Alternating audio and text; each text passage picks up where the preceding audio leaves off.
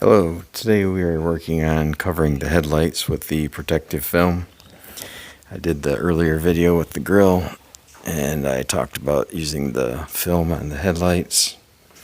We're going to do that today. I think I've finally figured out how to get my camera in position. It's Scotch Guard 84904 4x84 inch strip. I'm using just Windex and a kitchen towel to clean the headlights first, soaking it down really well, scrubbing every little detail. The side's already done. You can see the very light break up in there. I need to rub that down with another hand towel yet. I've curved the edges. I got both the upper and lower. It comes around to the side markers. Same way. And it's very hard to see the edge. There you can kind of see the edge. Just rounded it off. So I will try again to set up my camera and you can watch me do this side. Hopefully the camera will stay. Alright, looks good. So first thing I'm going to do is cut a new piece for this side. And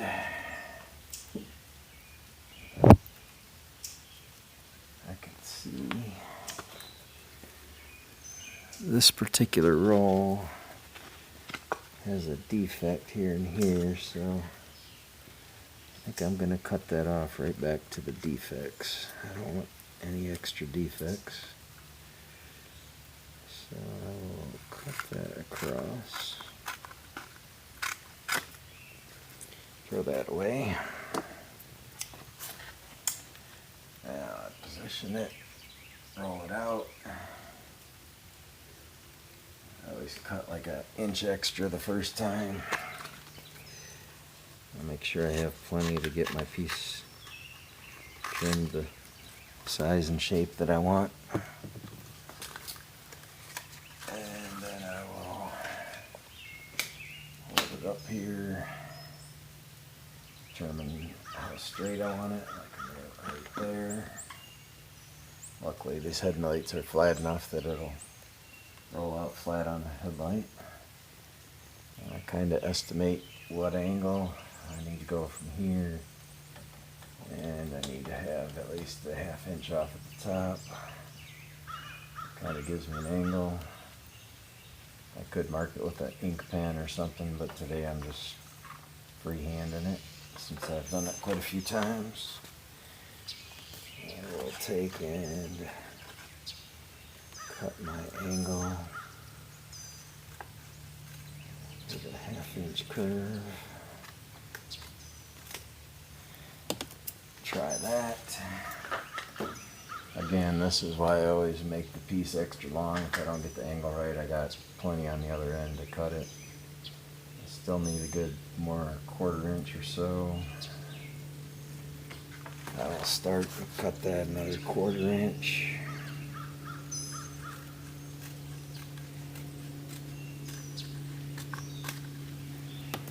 And again,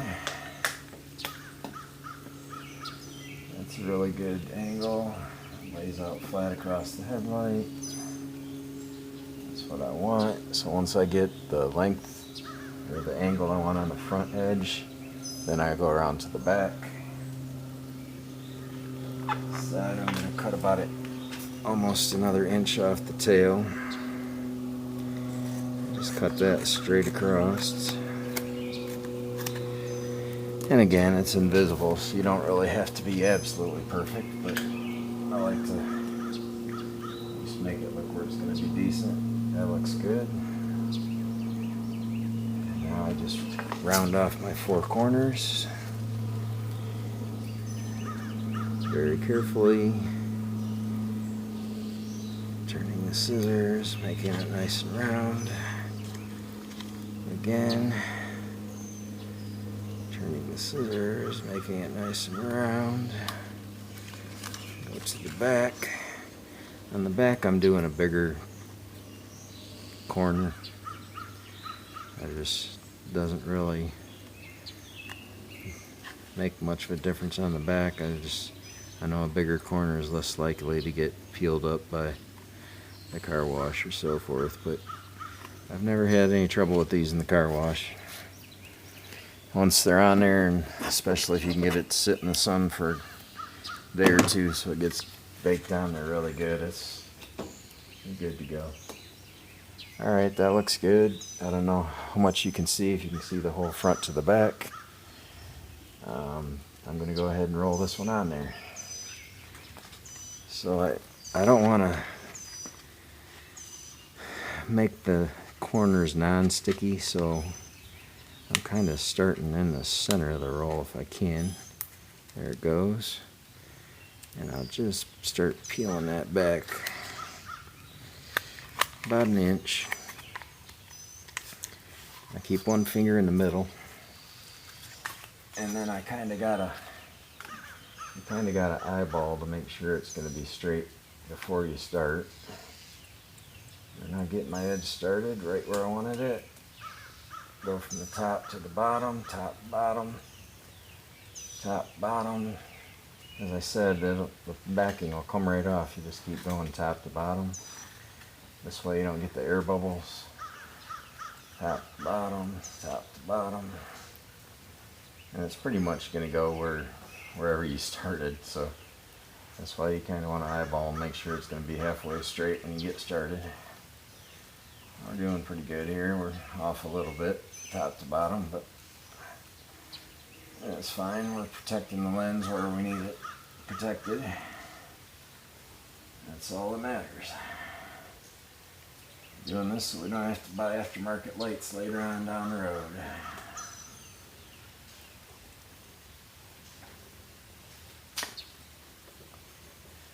Alright, there we go. Going on really well. No air bubbles, no wrinkles. I just kind of rub it on with my hand. And you do want to work the edges first thing. Unless you had an air bubble, then you want to work the air bubble out, which sometimes is difficult. I have had too big an air bubble and had to just poke it with a needle. And kind of work it down after I poked it with a needle to get it to stick. It still lasts very well. The last vehicle I had that done to, it lasted quite a few years. So there we go. It's on there. No wrinkles, no air bubbles. Like I said, I'll get a towel and rub it down. I'll take you up close. You can see my edge right here. I got a little closer to the edge than I wanted to here.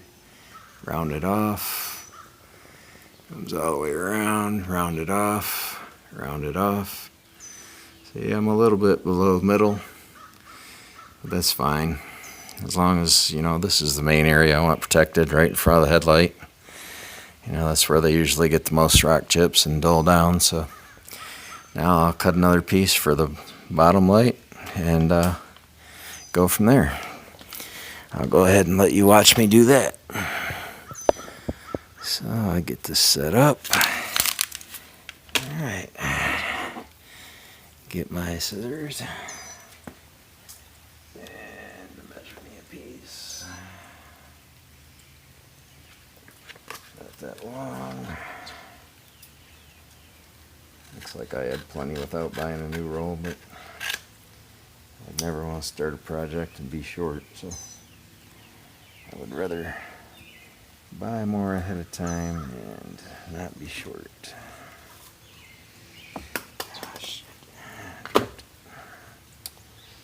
Alright, so here we go. Of course, the top and bottom's a little different angle. So here, yeah, almost a half an inch angle. because the film was already a little crooked from my last cut, so I will back cut that and try it again. That's actually not too terribly bad. I might just go a little bit more on the angle. But you know, I starting at like a half an inch down farther. That way you can just kind of eyeball how much more you're going of an angle. You start at a half inch and go to a quarter on the other end, you know you got an extra eighth of an inch on your angle. So that piece looks good. I almost like the length of that. I might just cut off about a quarter inch just so I have a clean edge on the roll. And here we go. We just round our corners again. This is the back edge, so I make a bigger curve. Make a bigger curve.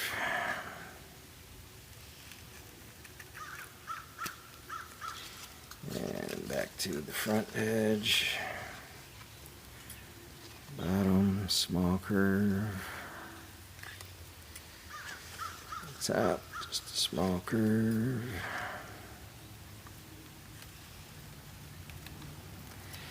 There we go. I got it cut. Once again, I will demonstrate. Try to separate in the center of the film.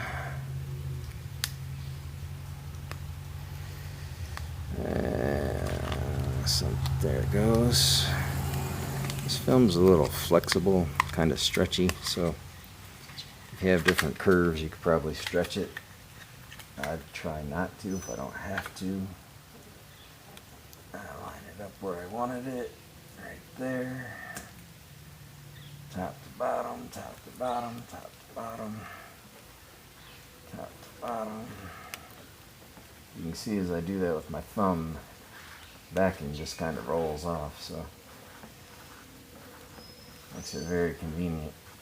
The way the backing will come right off for you, instead of having to try to pull both. Covered up that chip, covered up the second chip, which is good. It'll keep the plastic from deteriorating. I'll just keep working it around.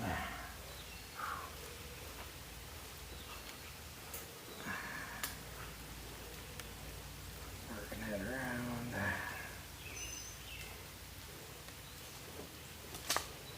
And there it is. Just like that. I kind of rub around little circles. The rock chip, I work it in there really good. Get that glue down into the chip. Same with the second chip. No air bubbles. I really like this one. Tiny little chip there. Do my edges. Work my edges really good. Get them stuck down tight.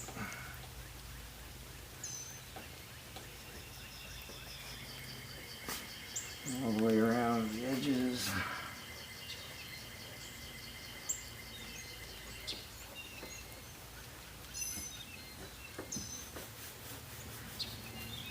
Like I said, just kind of rub it really good. Rubbing that rock chip. And there we go. Now I have both sides totally protected. And like I said, it's very hard to see. You can see my rounded edge. This side I got about 1/8 of an inch between the edge of the lens and my film, which is about what I would suggest. The top one I did get a little closer, which kind of makes it vulnerable a little bit more to weather and so forth, but I'll really watch that for a while until the glue's good and adhered. You can see the bottom one's curved. Comes around. See the curve on the top piece, curve on the bottom piece, curve on the bottom. Like I said, I just run my thumb along that the edges and just kind of keep rubbing it in there. Rubbing back and forth, kind of get it warm a little bit with your finger. And I'll just tighten that edge right up. There you can see my rock chips. I've rubbed it in pretty good with my thumb. So I'm about done. Now what I'm going to do is I'll go get a nice dry washcloth, a really soft one. And then I'll just continue to rub this in with the washcloth. I won't get all the... There, if I get the light just right, you can see like the little mist in the glue there. That won't all go away today. Like I said, there you go, you can see it better. That'll go away once you get out in the sun for a few days and leave the vehicle sit out. But I will get a dry washcloth, rub both sides in really good. And unfortunately we're going to have rain for the next 10 days, so it won't be getting any sun anytime soon, but it'll work. Once I get the sun and leave it sit out, you won't even see all the little micro glue spot fibers, or however you want to look at it. I guess it's just kind of the way the glue's still trying to stick to the lens, but there you go. As you can see from a distance, you can't tell anything's on there. Like I showed you, you got to have the camera pretty much right up on it to see it. I mean, here I am from my elbow to my fingertips, and yeah, you can't tell there's any film on there. There you go. It's from my elbow to my fingertips.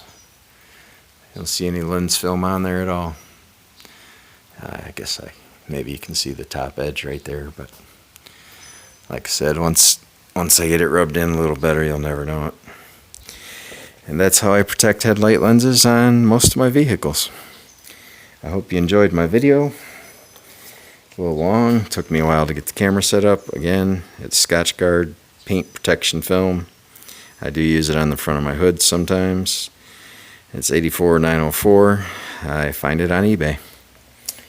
And I wish you well, and like I said, I rarely drive this Silverado. Have a good day.